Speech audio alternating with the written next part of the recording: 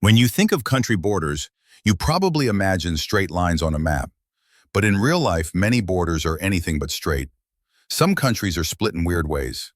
Others have pieces inside other countries. And some even have borders that change depending on the day of the week.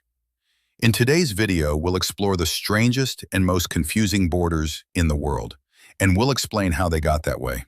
Our first stop, a town where the border literally runs through buildings. Welcome to Baarle-Hertog, a place where Belgium and the Netherlands are tangled together like spaghetti. Here, you'll find Belgian land inside Dutch territory, and even pieces of the Netherlands inside those Belgian pieces. They're called enclaves and counter-enclaves. Imagine standing in a cafe where your table is in the Netherlands, but your chair is in Belgium, and yes, it happens. Some homes are split right down the middle. The front door decides what country you're in. In fact, house numbers even have small flags to show which country they belong to. Why is it like this?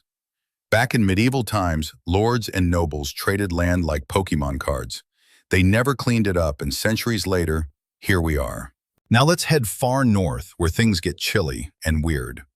Between Alaska and Siberia, there are two tiny islands called the Diomede Islands. One is Little Diomede. It belongs to the United States. The other is Big Diomede. It belongs to Russia. They're just 4 kilometers, 2.5 miles, apart. But between them is not just a national border, it's the international dateline. That means if it's Monday on the American island, it's already Tuesday on the Russian island. So even though they're close enough to see each other, they're a whole day apart. During the Cold War, Big Diomede became a Russian military base. They even removed the native people from it.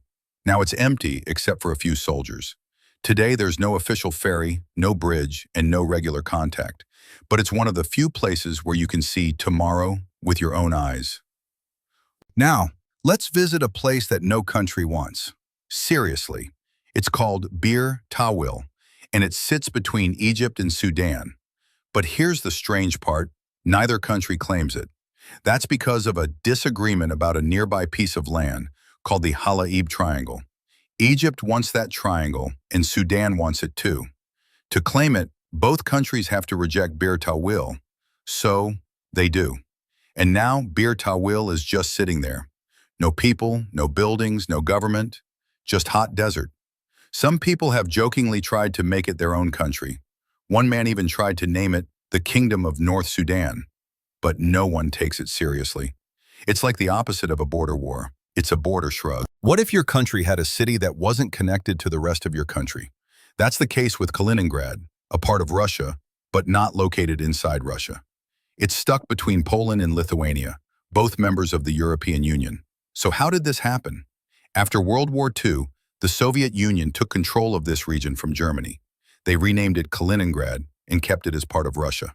Even after the Soviet Union collapsed, Russia held onto it.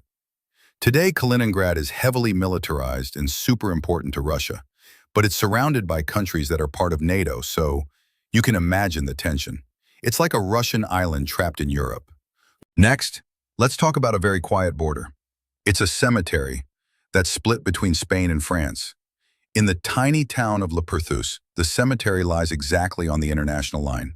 Some graves are on the Spanish side, others on the French side. It's a peaceful reminder that borders don't always divide us. In fact, this place became a symbol of unity during past conflicts.